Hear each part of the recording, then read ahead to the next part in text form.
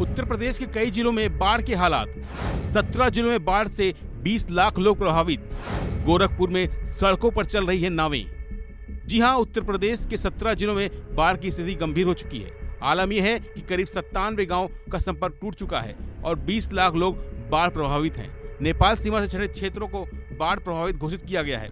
गोरखपुर में राप्ती नदी खतरे के निशान से ऊपर बह रही है। यहाँ सड़कों पर नाव चल रही है और मकान की एक मंजिल पानी में डूब चुकी है। गोरखपुर में लगातार बाढ़ खतरा बढ़ता ही जा रहा है। राप्ती नदी के जलस्तर में लगातार बढ़ोतरी जारी है। इसकी वजह से कछार क्षेत्र में लोग दहशत में हैं। नेपाल से छोड़े गए पानी की वजह से राप्ती नदी खतरे के निशान से ऊपर बह रही है। आलम यह है कि 24 गाँव में बाढ़ का पानी घुस गया है। लोगों की जिंदगी अब नाव के सवार हो गई है। प्रशासन ने प्रभावित गांवों के लोगों को आवागमन के लिए 90 से ज्यादा नाव उपलब्ध कराई है।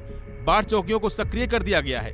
गोरखपुर जिले में अब तक 24 गांव बाढ़ की चपेट में आ चुके हैं। इसमें से कई गांव ऐसे हैं जो पूरी तरह से बाढ़ के पानी में डूबे हुए हैं। शहरों के सीमावर्ती इलाकों में भी बाढ़ का पानी पहुंच गया है।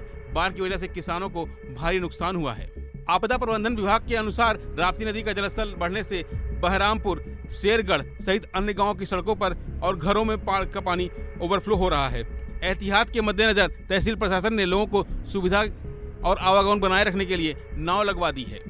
गोरखपुर की जो मेन नदी है राप्ती नदी जो है, जो कि जनपद गोरखपुर में तकरीबन 134 किलोमीटर वो ट्रेवल करती है।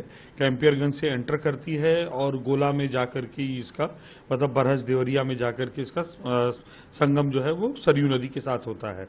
तो राप्ती नदी इस समय गोरखपुर में डेंजर लेवल से 86 सेंटीमीटर ऊपर बह रही है।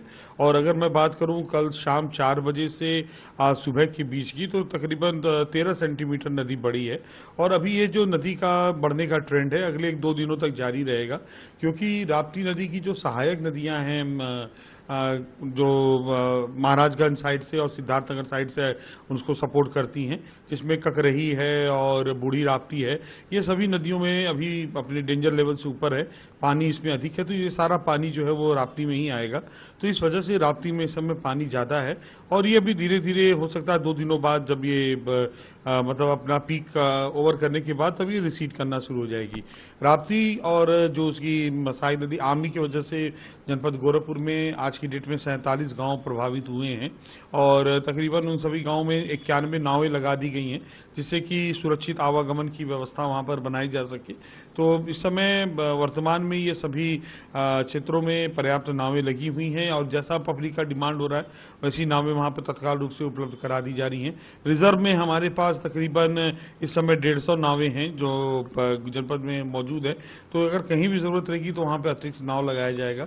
इसके अलावा जो अभी राहत खाद्यान्न सामग्री किट का भी लगातार वितरण किया जा रहा है, जिसमें 18 प्रकार के संसाधन हैं और इसमें तारपुलिन और जेरिकेन्स वगैरह भी हैं। पब्लिक को भी हम लोग वहाँ पर वाटर टैंकर्स के माध्यम से शुद्ध पेयजल की आपूर्ति भी सुनिश्चित कराई जा रही है। नेपाल सीमा से सटे क्षेत्रों में बाढ़ का कहर जारी है। हिमालय की पहाड़ियों पर लगातार बारिश हो रही है। इससे यूपी की